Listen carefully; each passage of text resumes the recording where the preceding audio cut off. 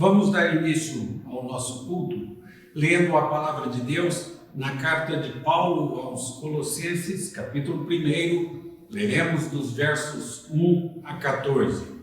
Carta de Paulo aos Colossenses, capítulo 1, de 1 a 14. Diz-nos assim a palavra do Senhor. Paulo, apóstolo de Cristo Jesus, por vontade de Deus, e o irmão Timóteo, aos santos e fiéis irmãos em Cristo que se encontram em Colossos. Graça e paz a vós outros, da parte de Deus, nosso Pai. Damos sempre graças a Deus, Pai de nosso Senhor Jesus Cristo, quando oramos por vós, desde que ouvimos da vossa fé em Cristo Jesus e do amor que tendes para com todos os santos. Por causa da esperança que vos está preservada nos céus, da qual antes ouvistes pela palavra da verdade do Evangelho, que chegou até vós, como também em todo o mundo está produzindo fruto e crescendo. Tal acontece entre vós, desde o dia em que ouvistes e entendestes a graça de Deus na verdade. Segundo fostes instruídos por Epáfras, nosso amado conservo, e quanto a vós outros, fiel ministro de Cristo, o qual também nos relatou do vosso amor no Espírito. Por esta razão também nós, desde o dia em que o ouvimos, não cessamos de orar por vós e de pedir que transbordeis de pleno conhecimento da sua vontade, em toda a sabedoria e entendimento espiritual, a fim de viverdes de modo digno do Senhor, para o seu inteiro agrado, frutificando em toda boa obra e crescendo no pleno conhecimento de Deus, sendo fortalecidos com todo o poder, segundo a força da sua glória, em toda a perseverança e longanimidade com alegria, dando graças ao Pai que vos fez idôneos à parte que vos cabe da herança dos santos na luz. Ele nos libertou do império das trevas e nos transportou para o reino do Filho do seu amor, no qual temos a redenção, a remissão dos pecados. Assim, temos lido a palavra de Deus na carta de Paulo aos Colossenses, capítulo 1, versos 1 a 14. Oramos para que Deus inscreva a sua palavra em nosso coração, para que não pequemos contra Ele. Quero convidá-los a orar neste instante, confessando os nossos pecados a Deus. Oremos. Senhor, nosso Deus e Pai, ao olhar para a Tua beleza, santidade, majestade e pureza, olhamos também para nós e só enxergamos pecado e maldade em nós. Pecamos com nossas atitudes, pecamos com nossas palavras, pecamos com os nossos pensamentos, pecamos pelas nossas ações, e pecamos por nossas omissões. Claramente, não somos adequados para comparecer à Tua presença. Mesmo assim, nos aproximamos de Ti, mas o fazemos pelos méritos exclusivos de Jesus Cristo. Confessamos os nossos pecados e renovamos nossos propósitos de fidelidade a Ti, pois nós oramos em nome de Jesus. Amém. Quero convidá-los a acompanhar o cântico do hino de número 3 do nosso hinário Novo Cântico. Hino de número 3.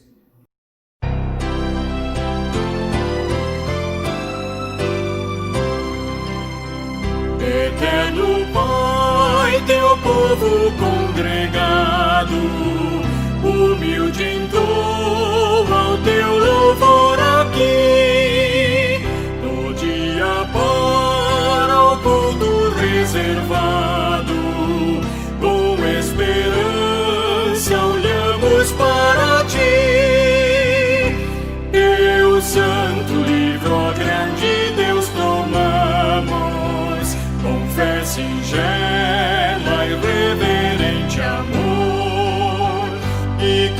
atentos, filhos, procuramos ciência na palavra do Senhor.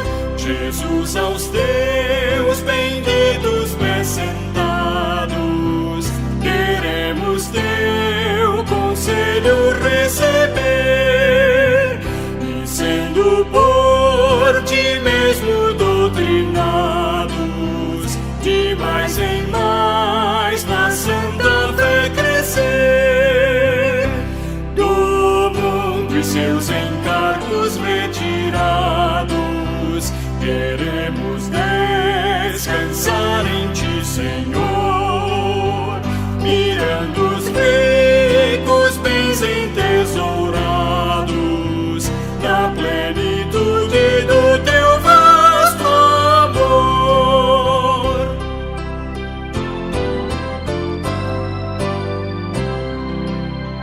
Ensina aos teus, Espírito Divino, dissipa as trevas destes corações, e com a luz do teu celeste ensino, venha aclarar as tuas instruções. Aviva em nós as forças da memória, pois sempre mais queremos conhecer o Rei dos céus, o Cristo cuja glória eleva os santos anjos de prazer. Amém.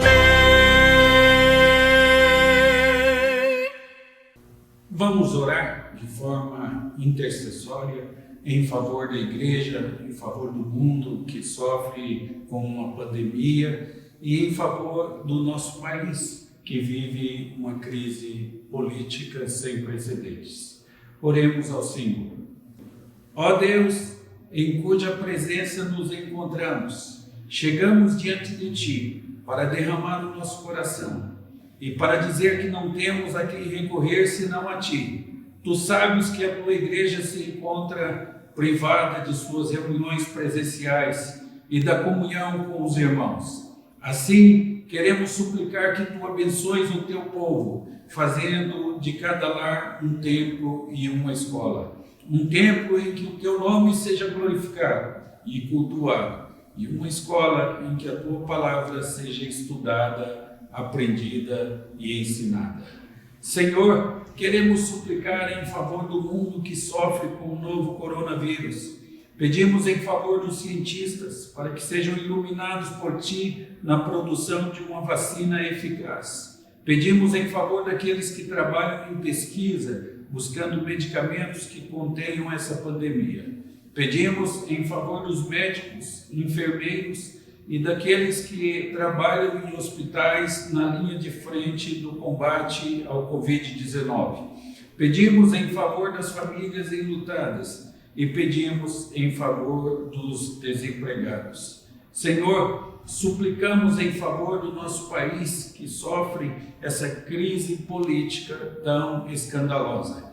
Pedimos em favor dos vereadores, prefeitos, deputados estaduais, governadores, deputados federais, senadores, do presidente da República e seus ministros e do sistema judiciário. Rogamos que inclines o coração de nossos líderes para que decidam coisas boas para o nosso país e para que assim o Teu povo viva em paz. Pedimos isso em nome de nosso Senhor Jesus Cristo. Amém. Quero falar com vocês hoje sobre uma oração pastoral. Uma oração feita pelo apóstolo Paulo, conforme lemos no capítulo 1 da carta aos Colossenses, capítulo 1, então versos 1 a 16. E esta carta foi escrita 30 anos depois que Jesus, em uma montanha na cidade de Cesareia de Filipos, profetizou: eu edificarei a minha igreja. Ele havia feito exatamente assim, havia edificado a sua igreja. A igreja já havia chegado a todas as cidades importantes do mundo e também havia chegado aos vilarejos e até a uma cidade suburbana por nome de Colossos. Mas isso não aconteceu em um vazio. A cidade de Colossos tinha sofrido muita influência da filosofia grega e tinha bastante problema em decorrência disso. E também havia sofrido muita influência dos judeus com relação à comida, com relação à bebida e com relação à guarda do sábado. Então, embora fosse uma igreja nascente, era uma igreja que já vinha de muitos problemas e de muitas confusões doutrinárias e de pensamento. Nós temos aqui, então, nos versos 1 a 2, a saudação de Paulo a essa igreja. Ele diz: Paulo, apóstolo de Cristo Jesus, por vontade de Deus, e o irmão Timóteo, aos santos e fiéis irmãos em Cristo que se encontram em Colossos, graça e paz a vós outros, da parte de Deus, nosso Pai. A carta aos Colossenses é uma das cartas da prisão. Não posso falar disso sem pensar no sofrimento do apóstolo pelas igrejas, por quem ele vivia, para pregar o Evangelho, para edificar essas igrejas. Não, ele não considerava o seu sofrimento, ele não considerava os seus problemas, e ele não considerava a sua dor pessoal. Ele estava preocupado, sim, em pregar o Evangelho, em edificar a igreja. E ele agradece profundamente a Deus pela conversão dos colossenses. Ações de graça é o que nós temos aqui. Agora, ações de graça em uma noite de Natal, isso é muito fácil. Em um dia nacional de ações de graça, isso é fácil. Paulo está agradecendo a Deus e se alegrando em Deus, agradecendo pela conversão dos colossenses em uma cadeia, em uma prisão. E a sua palavra não tem que ver com o seu sofrimento naquele momento. Tem que ver com a sua alegria pela conversão dos colossenses. E nós não sabemos se essa carta foi escrita da cidade de Cesareia, onde Paulo esteve preso inicialmente, como você pode conferir no livro de Atos dos Apóstolos, capítulos 24 a 26, ou se ela foi escrita de Roma, onde Paulo esteve preso também, na segunda fase de sua prisão. É possível que ela tenha sido escrita de Roma, assim acreditam alguns, e nessa probabilidade. Mas temos aqui a oração de Paulo e as ações de graça em uma prisão. Ações de graça pela conversão dos colossenses. E quando ele abre a sua carta, ele já sabia da pequena, recém-formada igreja que havia nascido na cidade de Colossos. Conversões tinham acontecido lá. E isso podia ser comprovado por um relatório de fé, esperança e amor apresentado por um de seus discípulos. Uma das coisas de que eu gosto aqui é a capacidade do apóstolo de conduzir as coisas. Ele era um evangelista e ele percorria o trabalho de tempos em tempos. E ele era sozinho, num seminário. Ele levava jovens com ele e preparava-os para o ministério.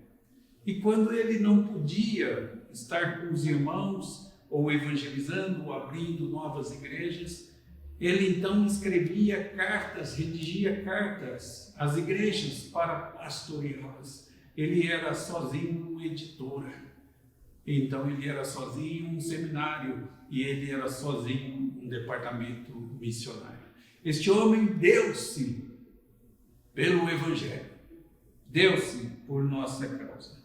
E há 3 coisas aí importantes que nós vemos nos escritos de Paulo, os versos 3 a 5, onde ele diz: damos sempre graças a Deus, Pai de nosso Senhor Jesus Cristo, quando oramos por vós, desde que ouvimos da vossa fé em Cristo Jesus e do amor que tendes para com todos os santos, por causa da esperança que vos está preservada nos céus, e da qual antes ouvistes pela palavra da verdade do Evangelho.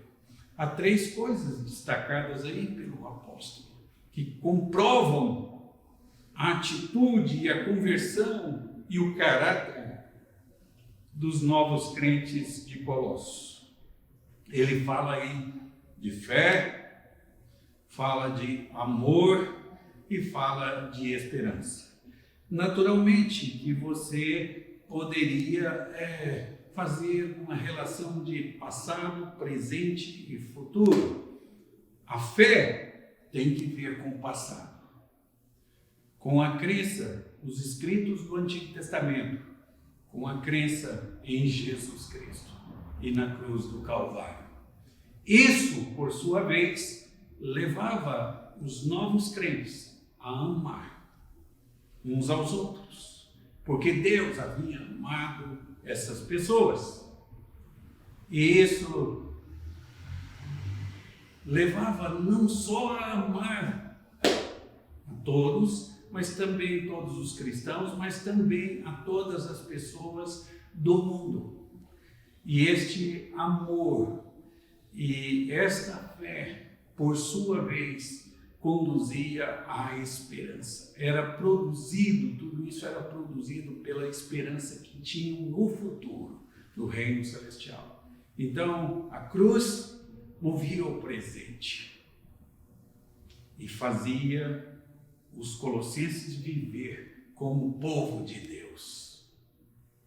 E este amor no presente era também produzido pela esperança do céu, pela esperança futura.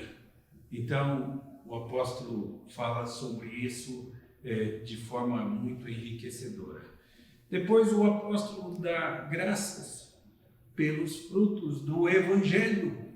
E você pode ver isso nos versos 5 e 6, onde nós lemos assim: por causa da esperança que vos está preservada nos céus, e da qual antes ouvistes pela palavra da verdade do Evangelho, que chegou até vós, como também todo mundo está produzindo fruto e crescendo.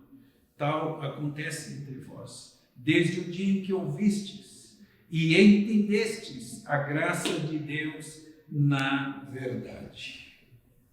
Em primeiro lugar, você pode notar que isso envolve ouvir o Evangelho. A fé envolve ouvir o Evangelho. Mas Paulo dá aqui uma linha lógica deste Evangelho e da conversão e do crescimento espiritual. Em primeiro lugar, as pessoas ouvem o Evangelho de Deus. Paulo, então, diz assim: antes ouvistes pela palavra da verdade do Evangelho. Verso de número 5. A palavra Evangelho significa boas novas, anunciar às pessoas que a porta dos céus está aberta. E o caminho é Jesus Cristo. E a salvação é oferecida a todo aquele que crê.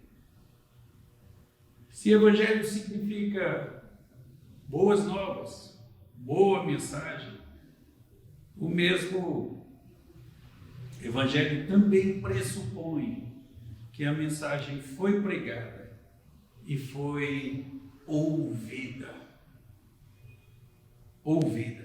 Paulo era ministro desse evangelho e há um sentido em que todos os crentes compartilham desse ministério.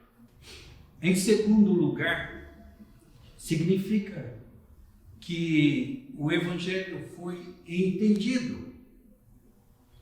Boas novas foram pregadas, boas novas foram entendidas. E Paulo fala no verso 6 como os colossenses tinham ouvido e tinham entendido a graça de Deus em verdade. E é possível que alguém ouça o evangelho sem entendê-lo. Muitas pessoas vêm à igreja e ignoram a mensagem do evangelho pregada. E somente quando o Senhor age em nosso coração, nós podemos ouvir com os ouvidos do Espírito, entender e acreditar, e então colocar em prática. Finalmente, o Evangelho tem que produzir frutos. Crer no Evangelho e ser salvo não é um fim em si mesmo. A vida existe para produzir mais vida. Essa é uma lei natural. A vida existe para produzir mais vida. Jesus disse que o Espírito foi dado para que pudéssemos ser uma fonte a jorrar para a vida eterna. Isso está em João, capítulo 4, o verso 14. E Paulo ainda manifesta suas ações de graça pela fidelidade de Epáfras, um de seus discípulos.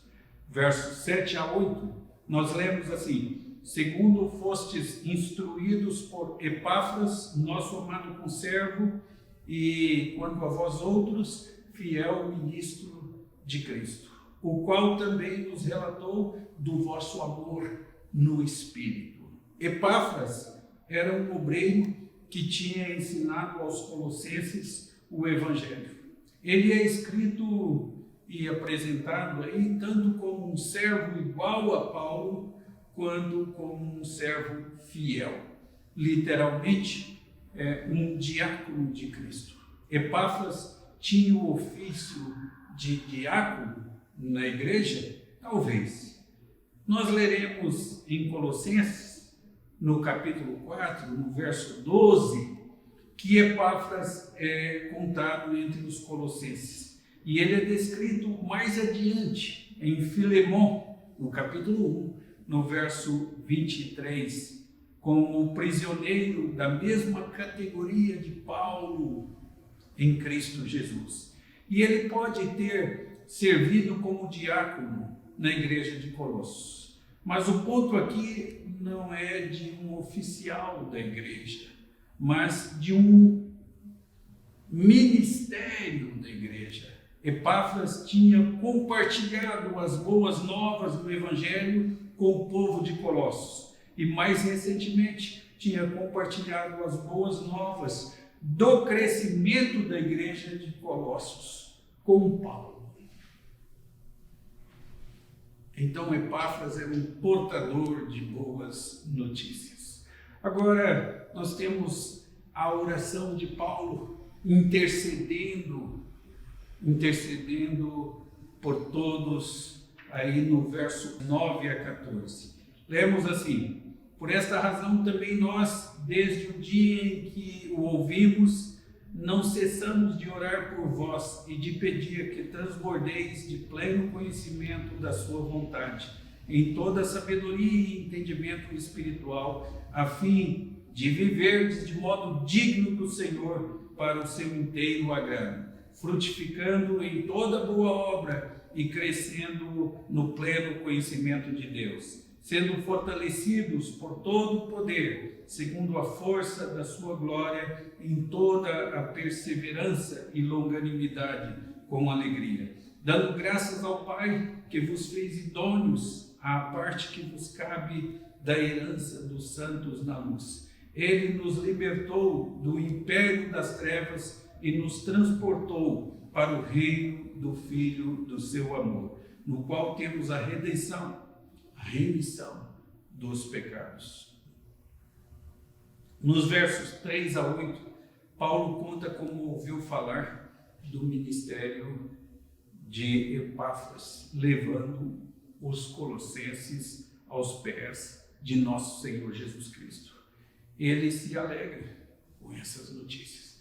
Todos nós nos alegramos com boas notícias vindas do campo missionário. Que tribos se converteram, que pessoas se converteram, que igrejas novas nasceram. Essa é uma notícia alvissareira para todos nós. Afinal de contas, é uma coisa maravilhosa quando alguém se rende ao nosso Senhor Jesus Cristo. Mas Paulo não para aqui. O fato de que vieram a conhecer o Senhor significa que há mais trabalho a ser feito.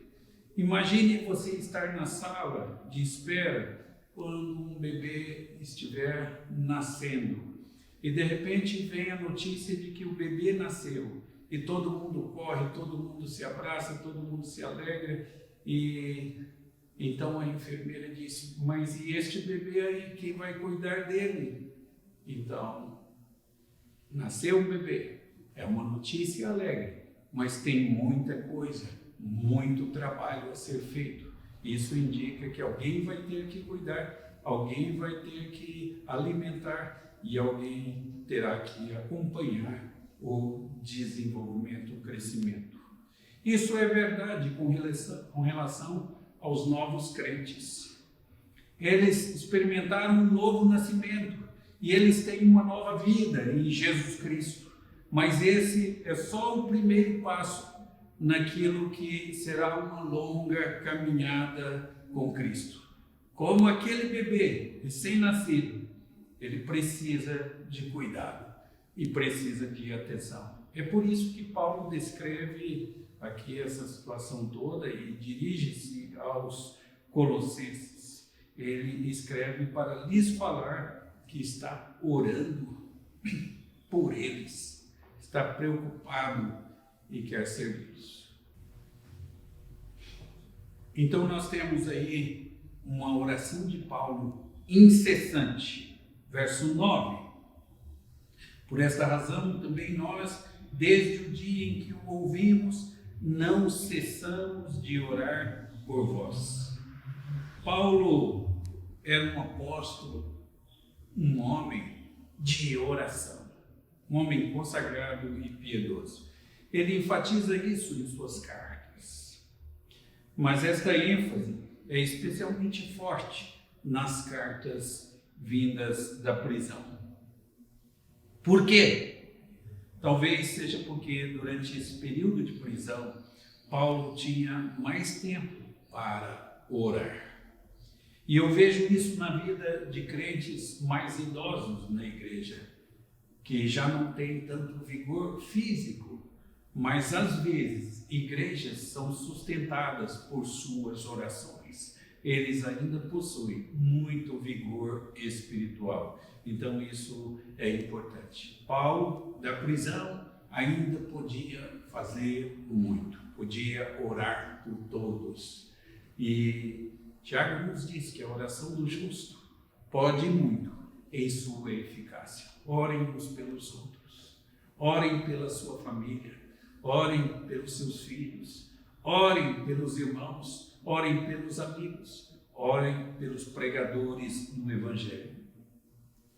Nós temos aí, depois nesse verso 9, um conhecimento aí para os colossenses muito importante e necessário.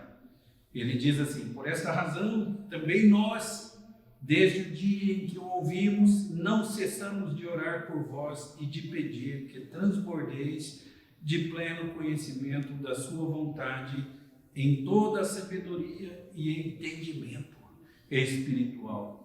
Quando as Escrituras falam de vontade de Deus, nós temos dois tipos diferentes que podem ser destacados. de vontade de Deus. A primeira é a vontade eterna de Deus. Deus está no controle da história. E então, o que acontece na história é aquilo que Deus planejou. Bem sei que tudo podes e nenhum dos teus planos pode ser frustrado. E é por isso que Paulo pode falar de como Deus faz todas as coisas segundo o conselho da sua vontade. Você pode ver isso na carta aos Efésios, capítulo 1, no verso 11. Por outro lado, Jesus podia falar daqueles que fazem a vontade de Deus em contraste com aqueles que não fazem a vontade de Deus, conforme Marcos, capítulo 3, no verso 35. Nesse uso, a vontade de Deus refere-se à obediência aos mandamentos de Deus. Em resumo, podemos ver a vontade de Deus referindo-se a duas coisas. Primeiro, a todas as coisas que Deus planejou na eternidade. E segundo, aquelas coisas mandadas por Deus para que façamos. A qual aspecto Paulo está se referindo aqui? Em Colossenses, capítulo 1, verso 9 e 10. Quando ele fala de crentes sendo transbordados de conhecimento da vontade de Deus. É uma referência, sem dúvida, aos mandamentos de Deus, aquilo que Deus quer que façamos. Andar de modo digno. Os versos 9 e 10 dizem assim: por esta razão, também nós, desde o dia em que ouvimos, não cessamos de orar por vós e de pedir que transbordeis de pleno conhecimento da sua vontade, em toda a sabedoria e entendimento espiritual, a fim de viverdes de modo digno.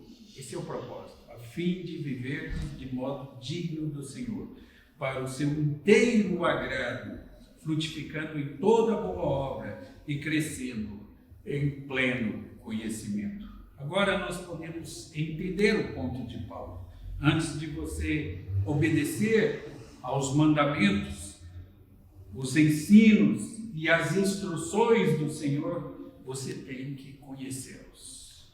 Então, o verso 9, você precisa conhecer a vontade de Deus. E o verso 10, antes de você agradar a Deus.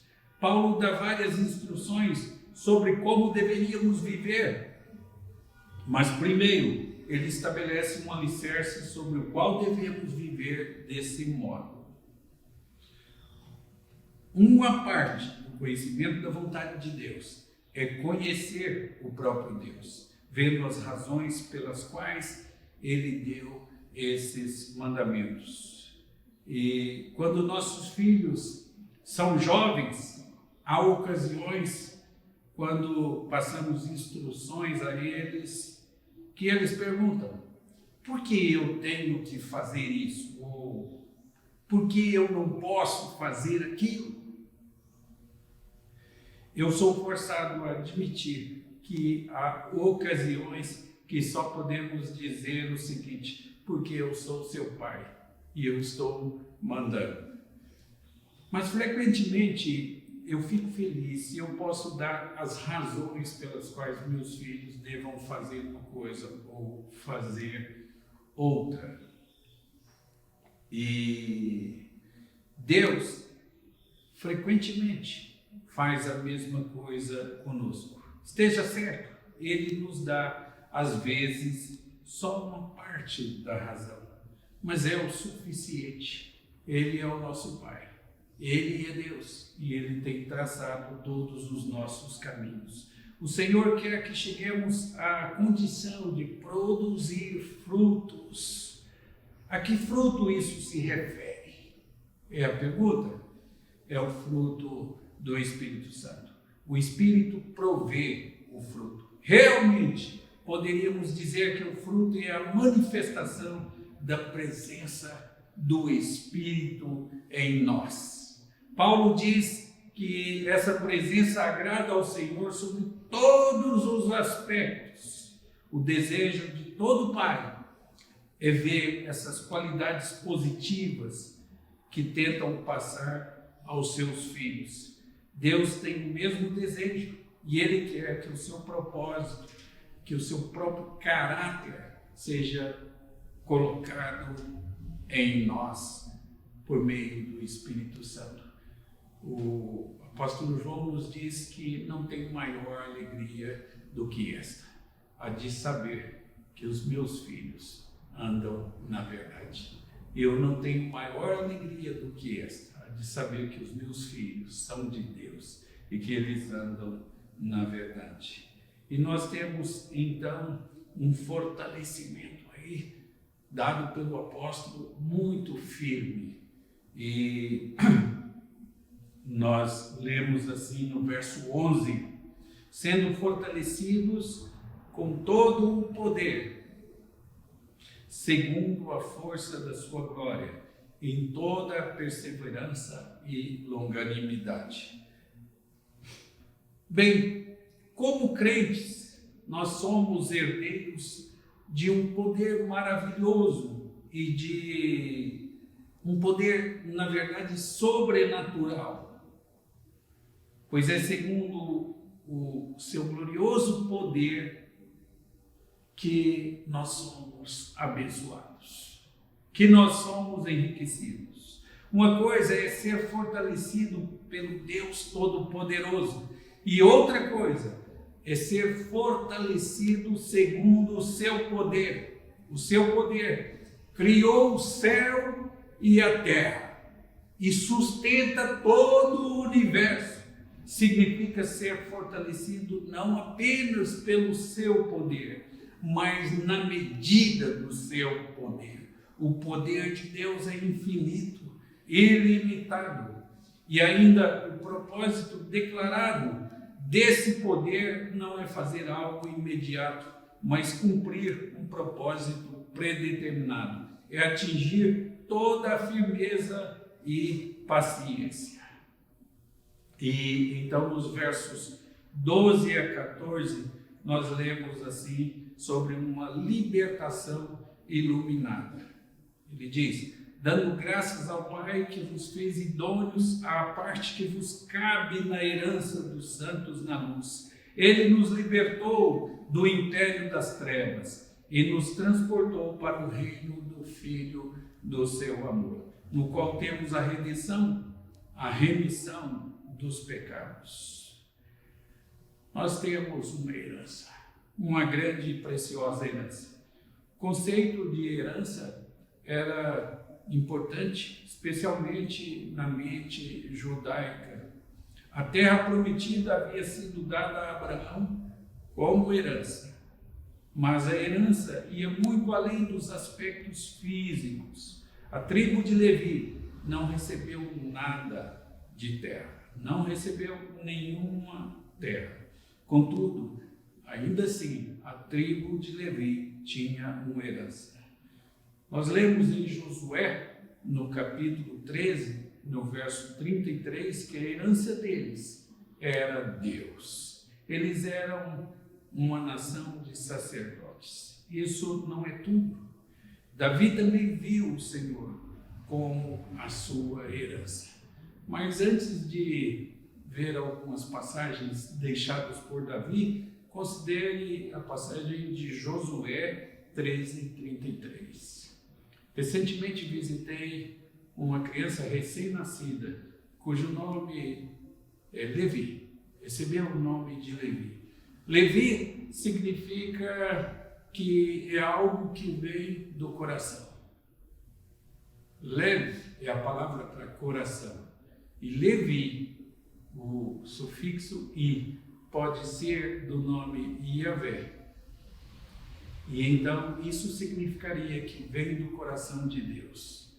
E tem por herança o próprio Deus. Foi a tribo escolhida por Deus para conduzir os assuntos do santuário e a mobília do santuário.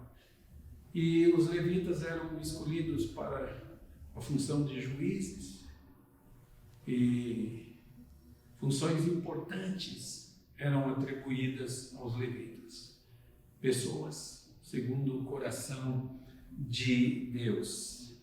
Mas no Salmo 16, no verso de número 5, nós lemos assim: o Senhor é a porção da minha herança e o meu cálice, tu és o arrimo da minha sorte. E no Salmo 73, nos versos 25 e 26, quem mais tenho eu no céu? Não há outro em quem eu me compraza na terra. E ainda que a minha carne e o meu coração desfaleçam, Deus é a fortaleza do meu coração e a minha herança para sempre.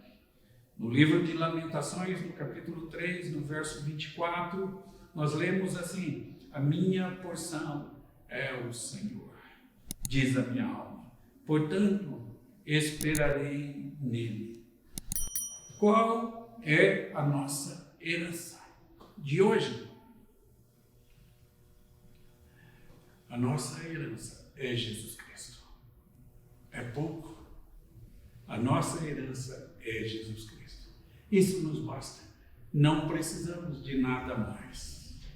Como diz o salmista no Salmo 23, o Senhor é meu pastor. Isso me é suficiente. Isso me basta.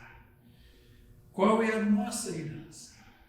A nossa herança é a mais bela que existe, a mais rica que existe. A nossa herança é Jesus Cristo. Vamos orar em resposta àquilo que estudamos na Palavra de Deus neste momento.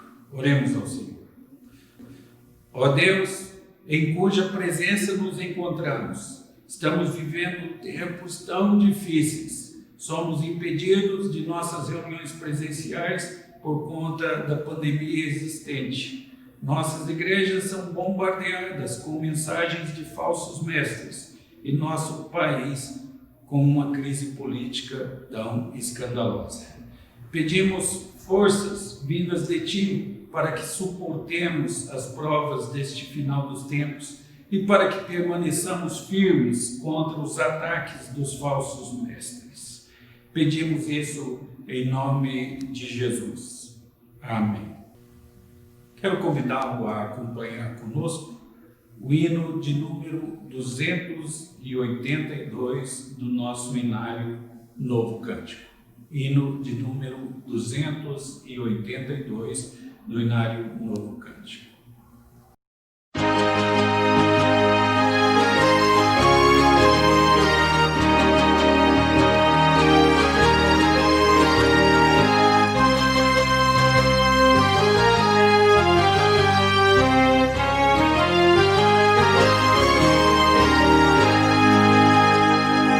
Disse Jesus, ide por todo o mundo e pregai o eterno dom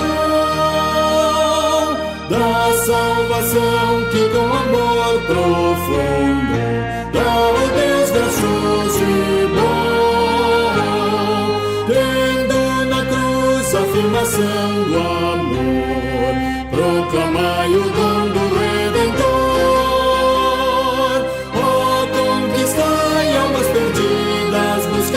O pecador enfermo, quase moribundo. Vamos, irmãos, levar essa luz ao mundo inteiro.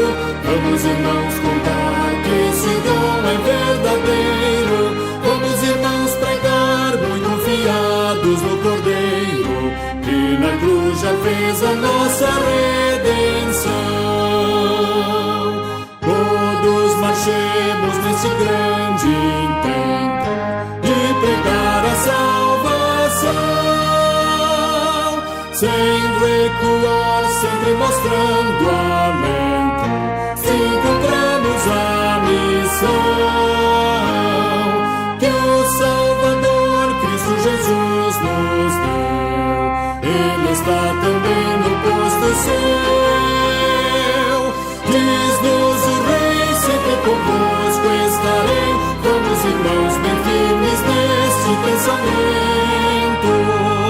Vamos, irmãos, levar essa luz ao mundo inteiro. Vamos, irmãos, contar que esse dom é verdadeiro.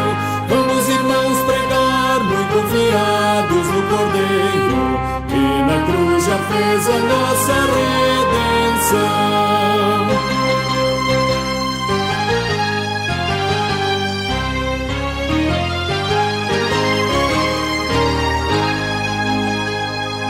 Firmes levemos a mensagem santa do Evangelho de Jesus. Esta mensagem divinal que encanta, explodindo graça e luz, cheia de bênçãos do glorioso Deus, e conhece os escolhidos seus, cheia de amor, vem revelar o favor da compaixão de Deus e dá-nos graça tanta. Vamos, irmãos, levar essa luz ao mundo inteiro. Vamos, irmãos, contar que esse dom é verdadeiro. Vamos, irmãos, pregar muito confiados no Cordeiro, e na cruz já fez a nossa redenção.